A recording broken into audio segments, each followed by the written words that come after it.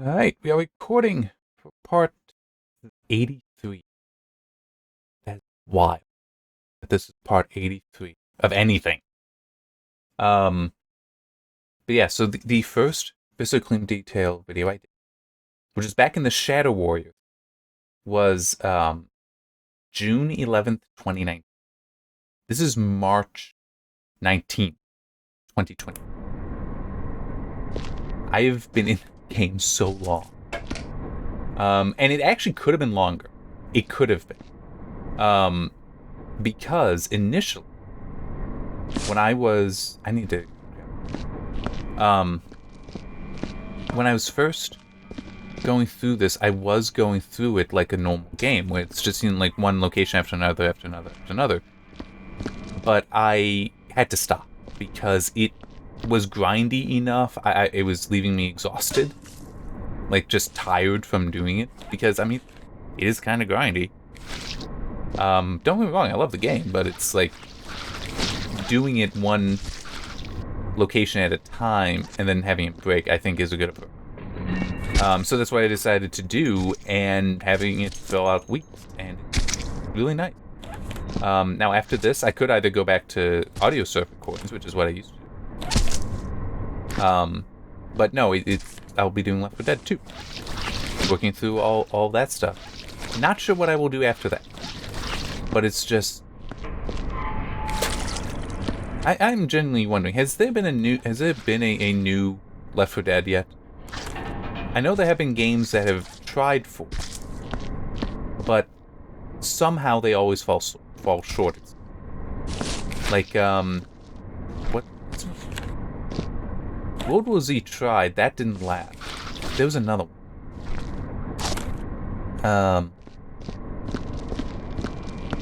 Crap, and I have it. I just can't remember the name of it, and I haven't played it. I actually have never played it. Can't remember, but I do remember people being upset that, like, certain things they didn't like, which is the case with all the games, with every game. There's always something somebody won't like. Trust me, I'm a reviewer. I know that. It's not to say there can't be a hell of a lot you do like. But there can still be. There's always something somebody won't like. But it was also, I saw something weeks ago? It is? That basically they have stopped development. You know, it's like they delivered the final major patch. It makes some minor ones, but yeah. You know, that I'm now just like, what is it? I have to look. Back for Blood, that's it. And it's like, you know, I don't care, I'll still go through it. I just don't know when. And maybe it won't be as a replacement for this. But honestly, Left 4 Dead 2 will take it. So... I mean, there's what? Like a dozen or so campaigns in that? I don't think I would bother with some of the mod campaigns. I have done 2 before. But it's just I'll keep it to the official one, so I don't need to download additional things. Because also, I want to say that's one of those things where the mod campaigns will actually end up being just larger files. So it's like, you know, keep the install from bloating. No offense to those mod makers. I'm just... That seems like it's the case, and it's... I just don't feel like doing that.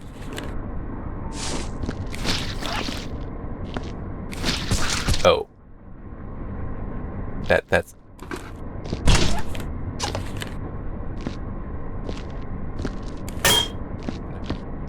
I forgot that there was gore up there.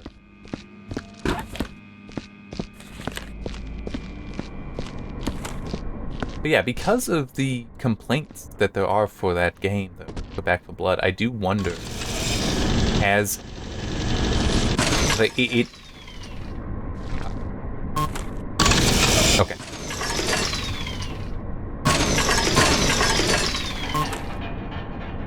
It might also be that it doesn't want to go up high.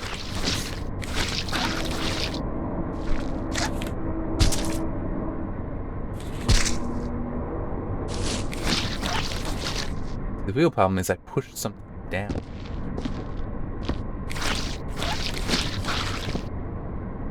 Uh-oh.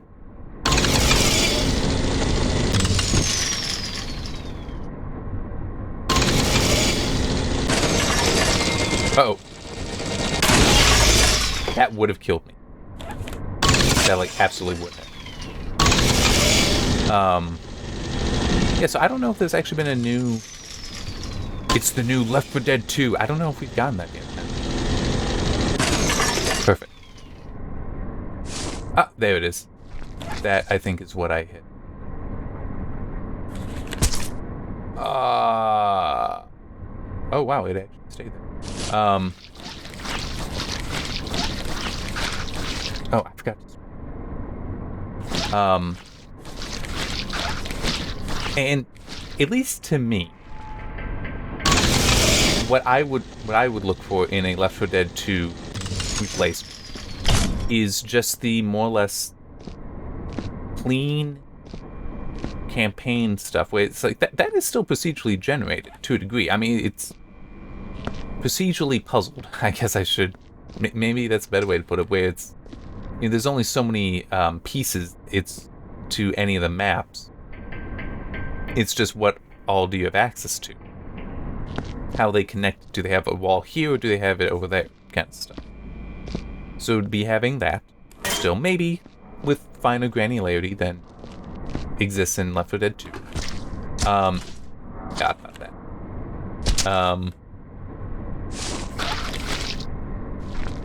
And just the horde that is manageable. So, you know, like a good director for its sending enemies at you. That'd be zombies, because the thing with zombies, it's really about the horde. That's truly, in my opinion, what it's about, is getting the horde right. And where the idea is you're not gonna kill them all. You just need to escape and have it make sense why you are trying to do that. And you know what? That might be one thing about Back 4 Blood. Because as I recall, it does actually have you, you know, being the hero. Like, you know, you do actually, like, go to the hive mind nest thing, whatever it is, and have to kill it. I think that is an aspect of it. There is nothing like that in Left 4 Dead 2. It's more just you are trying to survive, and that's it. And I think that could also be something that is part of the reason why it has endured. That it's, you know, you're not the hero, you're the scared person just doing what you can. So it's not about you becoming the hero either. And that's fine, there's nothing wrong with that. You know, survival itself can be heroic. But it is also, it's like, what would I actually want? I think newer graphics is like, everyone would agree with that. Not ray tracing, shit about it.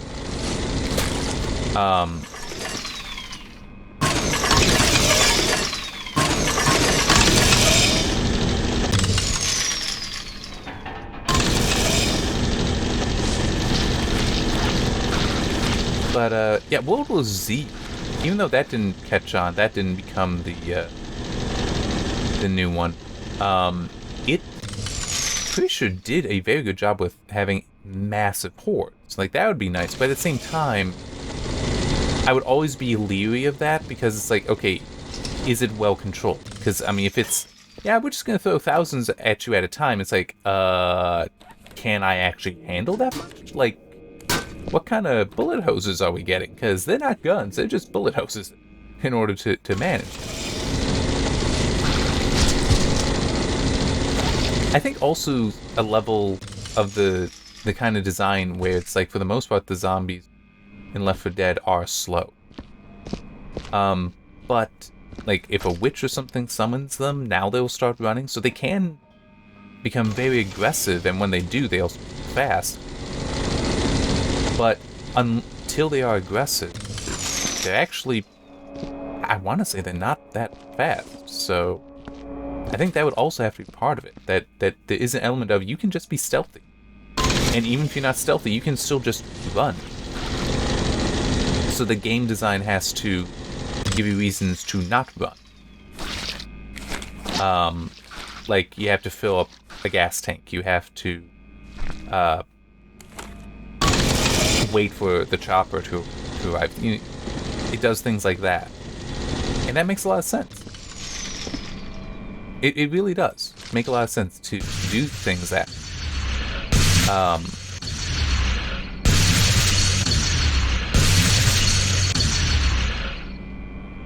because it puts the pressure on. And it's also at some of those times is when you actually have the aggressive, therefore fast-running zombie.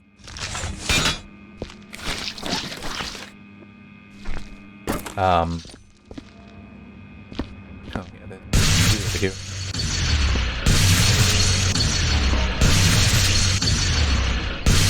It has been a while since I've played Left 4 Dead 2, I will. But another thing, and this may sound weird, I think you need to maintain where a potato can play.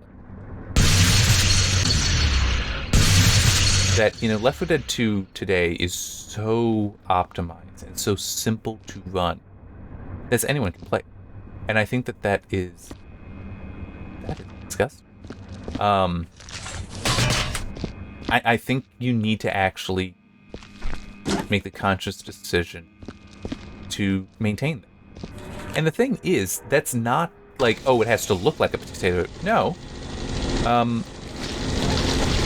fact, the last time we recorded in this, I'd been working through Just Cause 3, which, being an open world game, has a lot more restrictions on it than what would be a linear. Left 4 Dead 2 is technically a linear design. Yes, it can vary by the different puzzle pieces put together, but it does vary.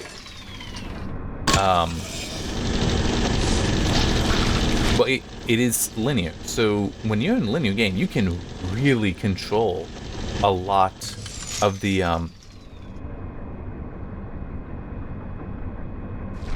visuals and get a lot more performance out of anyone's hardware.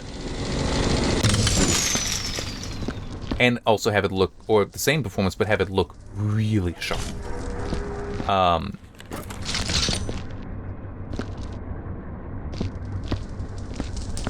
And I feel like you'd have to somehow maintain them. But it's like, Just Cause 3 levels of graphics are still good. Like, that still looks good today. There are ways it could look better, yes. But it's also, that's a DirectX 11 game, so you're not taking advantage of DirectX 12 or Vulkan features that can appreciably improve performance and fidelity. Visual fidelity.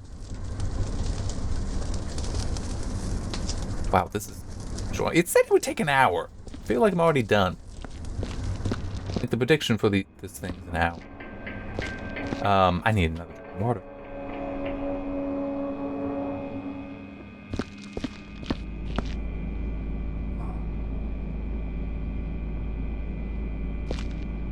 But,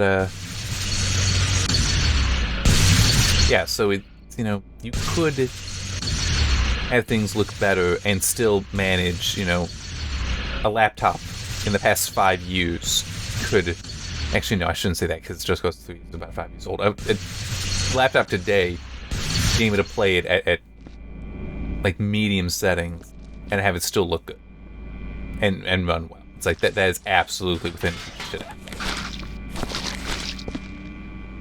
But I don't know if there's many developers that would actually be willing to go for that while still maintaining realism. And I point that out because there's plenty of indie games that definitely, it's like a potato can play. But it is, those might also be like pixel art games, where it's like, yeah, the graphics are in fact simpler to render. So I do mean where you do try for realistic graphics, but you just so optimize them and are so conscious of performance while designing them that you do achieve very high performance while still looking good.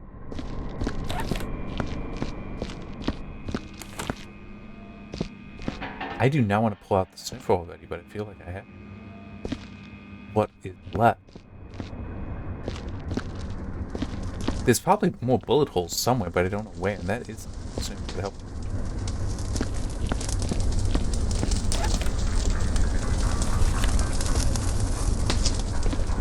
Alright, then I'm gonna do this. I have to start putting these things in place, so I might do that. I just don't know which place yet.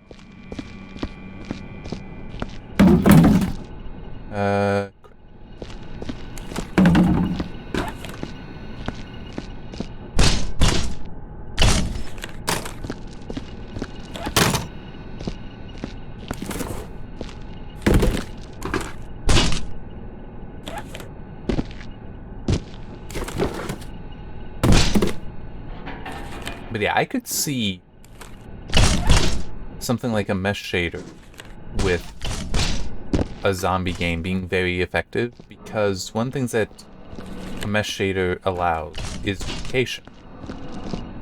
So you can have the same high-resolution model that is duplicated repeatedly, and it actually is done very efficiently, as opposed to having each model, even though it is technically the same model, rendered out hundreds or thousands of times. And also, you can have culling being done earlier in the pipeline, which, again, can really improve performance, because now it's less work it has to do. So you're like, I don't need to look here.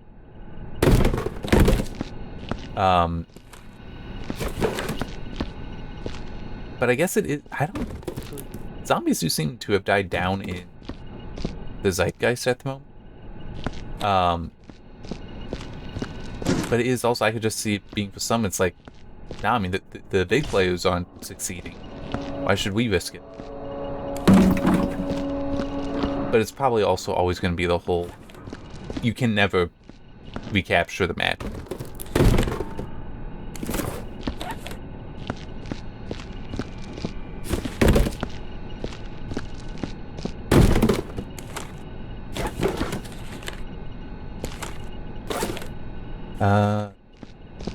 So one thing I can talk about that's kind of... one nice thing about having an income is I can spend it, on things like growing my library, which I've already movies adding to my library, but I decided that, you know, I really want to get some new music as well. And I had one symphony of Mahler's that I do enjoy, so it's like, you know what, let me try to find a collection of all of it. The one I found and purchased is very neat because it has one thing in there. Mahler wrote 9 symphonies. And the first movement of a 10th, but then he died. Now this set includes all of them. And it doesn't just have them across however many CDs. I think it's 10 CDs. Actually might be more. I can check.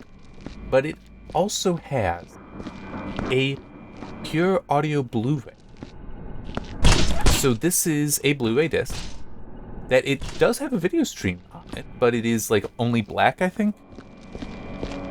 So this would just give it broad compatibility, because what it actually is just, it's 24-bit 96 kilohertz audio.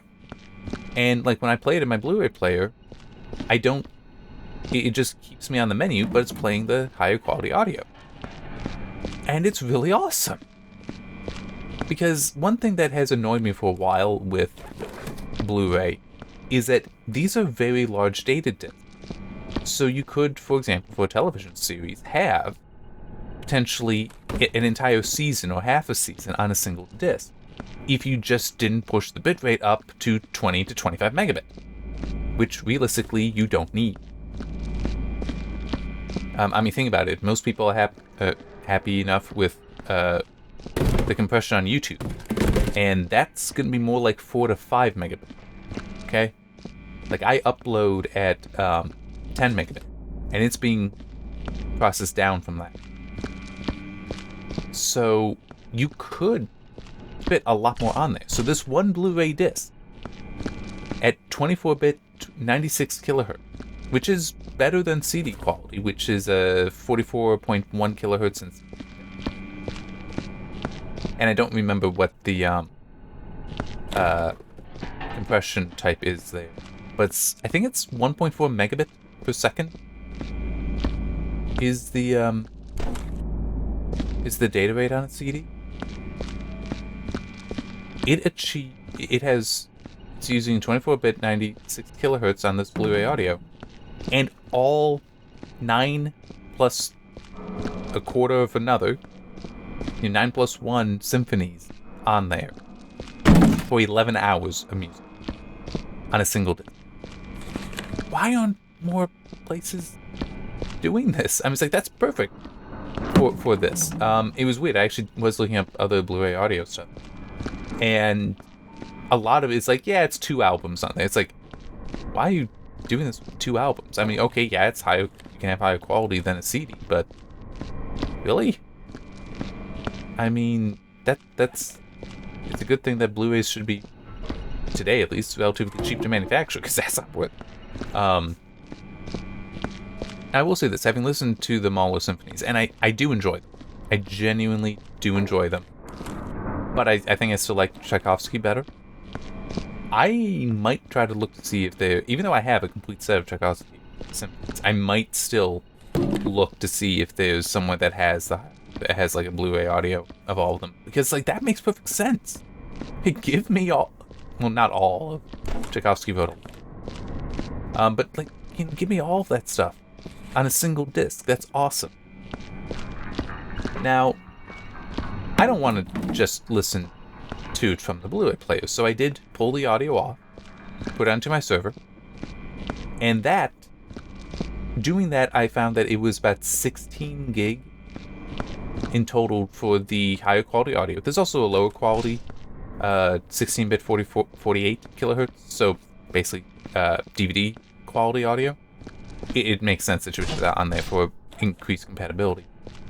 But no, the higher quality audio on there totals 16 gig. About reprocessing that with Opus, and even using a bitrate of 128 kilobit as a target, but it's variable bitrate, so it sometimes was more than that, and I'm perfectly comfortable with that. But still, that's enough to be transparent. I shouldn't be able to tell the difference between that and Blu-ray. Not even 700 meg, which would mean all of that could be fit onto a CD. That's kind of wild. But seeing that just makes me think, why aren't they using... Why haven't they expanded on some of these specs where it's like, yeah, instead of it being the fixed bit rate of the CD spec, why not open it up to other codecs? I mean, yes, that would then mean that a lot of current CD players would be incapable of playing it. But any computer could, and you could potentially have, modern Blu-ray players. Well, actually, yes, they should, because I think Opus is supported by many of them. And it would just have to see it as a data disc and play it that way. But that would work. My Blu-ray player doesn't support it, unfortunately. But it's even if you use AAC in there, and just made it, used an efficient encoder and such, that it's like, you could probably still get like 8 hours. I don't know why people don't do that. Don't take what we have and just apply it with new technologies to make it so much more effective.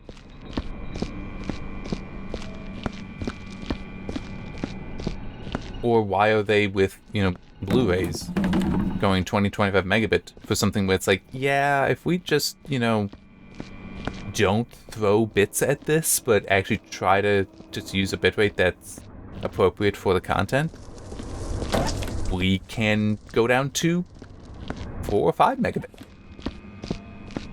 Or, well, probably more like 6 to 8. Which, basically DVD bit rates, but with 264, you can get to 1080p.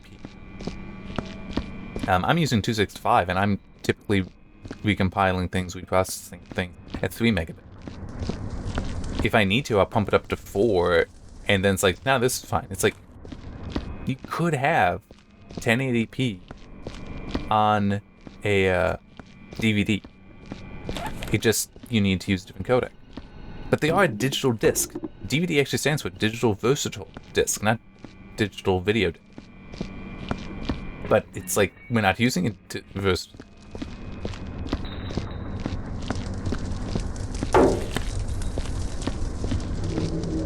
But at least there is one thing, in that because they are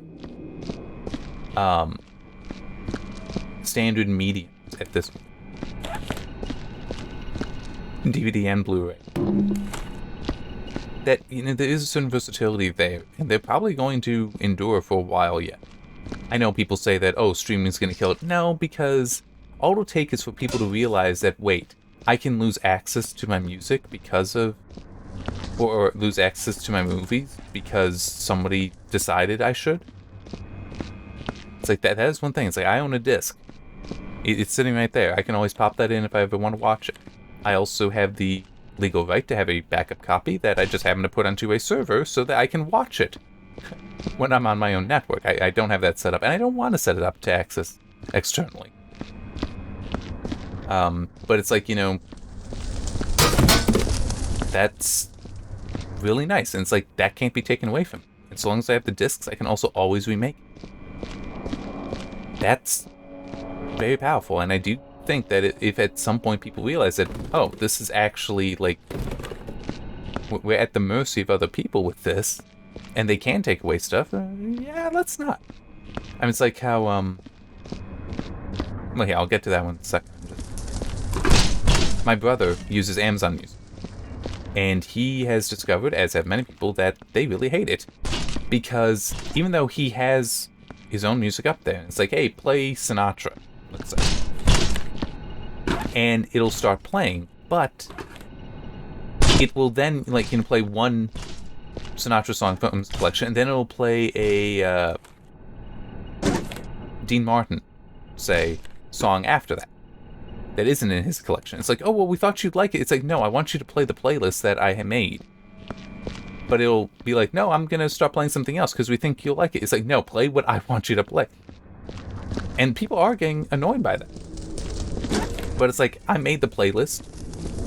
I used Jellyfin software that it doesn't go online. Well, it doesn't need to. So it's like, it can't be made to just start playing something else. It does go online to get metadata, and it'll check for updates. But it's like, that's it, and I don't even think it'll self-install updates. I think I have to tell it to do that. It's like, that's awesome. That's a much nicer thing. And if people do realize that they can... I heard that. That they can have control over their media libraries. I think that some will then be like, okay, let's have that control. But anyways, I know I heard.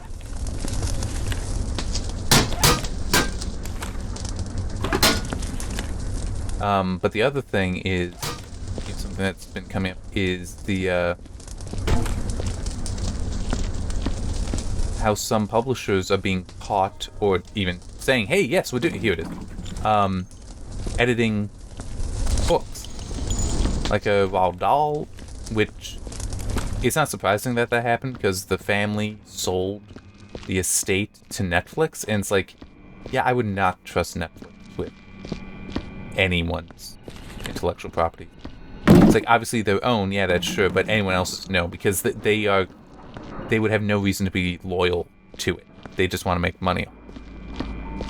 I mean, it's like at one point, Michael Jackson bought up, I think it was actually, no. Maybe I have that, but I don't remember. But hypothetical, then, just in case I am wrong. Michael Jackson bought up the Beatles catalog.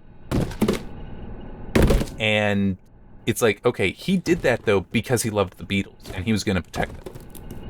But let's say if Spotify did that, they might then start like, oh yeah, here's a new cut of it, here's a new cut of that, and just so on and so forth to try to sell more money. It's like, to try to sell more, And it's like, yeah, the people that enjoy it, though, enjoy that music, it's because what the Beatles made, what their engineers put together, I mean, it's what's off the album. We don't want this new stuff necessarily. And they're kind of doing that. It's like Netflix is changing language in there. It's like, no, he wrote it the way he wrote it for a reason, and people enjoyed it that way. But also, I mean, at least with that, it's like, yeah, almost certainly Netflix absolutely gave approval. I would be shocked if they... I have no love for Netflix. Which is why I have no intention of ever letting them have any money from me. But also, I don't remember the name of the publisher, but the one for Goosebumps started making edits. And what's interesting there, now they might have the power to do so, but they did it without telling the author, who is still alive, so he would still have rights. But it is possible that the contract he has with the publisher does allow them to freely make edits without consulting. It is possible, that is unfortunate, but it is possible. But it's just one of those things where it's... I'd like to believe, but I'm sure it's not the case, that everyone recognizes it's only the small minority that don't understand how actually significant and terrible it is to censor to edit books like that. I mean, it is a form of censorship. Where it's like, it is genuinely worse than book burn. It is. Because at least if a book is being burned, if you find a copy, you can trust that copy. So you can trust the content of what's in it. So, you know, like if they were just trying to burn Goosebumps, using that as the example, it's like, okay, if you find Goosebumps in a library then, or if you find it in somebody's own personal library, it's what R.L. Stine wrote. But when it's being edited, and especially when you don't know, when it's not been divulged, then it's oh, is this what was written, or is it what somebody else wrote? Like, you no longer have... it is no longer necessarily the authoritative, the authentic version, and there's no way to know, unless it is marked in there. But even then, you might not be able to trust it. Like, are they always going to update the edition mark in there, kind of thing? So it's... Yeah, it is worse because of that. Another way to put it is, once you start editing books like that, it is... You cannot trust from that point on that book will survive. It's like, okay, all the original versions of this, there's only this many in the world, and that's it. It shall not increase.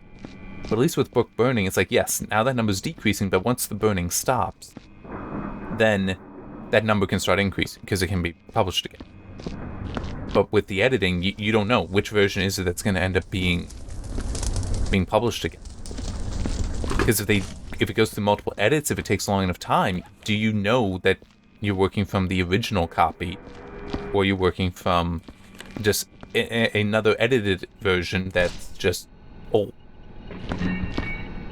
You can run into issues like that. So it is just... Orwell kind of warned us about this. The whole stuff being changed, and then you don't know. I mean, it's the stealth edit thing in other locations, other fields, where it's like, yeah, it's been stealth edited. You don't know what the edit is. They don't acknowledge it. They just make these edits. So it's like, wait, didn't this say this initially? And you don't know, because the record that it's been changed has been removed. Come on, let's get this out.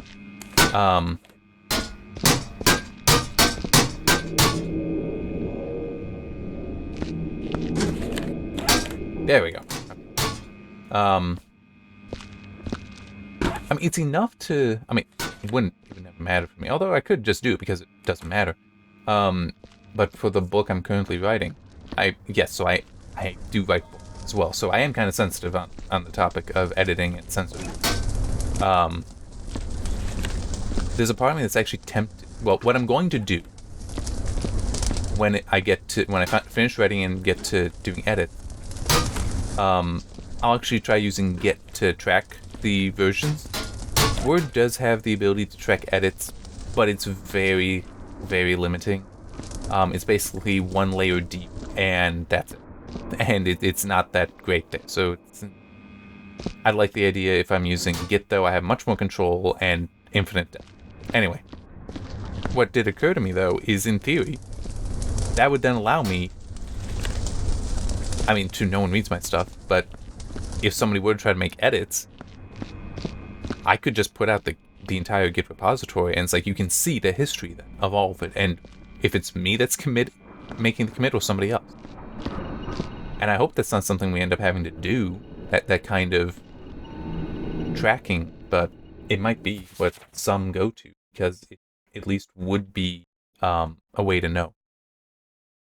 Alright, so gonna stop here. I know we're not to 40 minutes yet, but I mean, we're kind of running out of things to do. I have to get to the sniffer. Hang on, the description for the video, for this one. They said it should take an hour. I already have the description for the final part. And thus the world was. See you next time.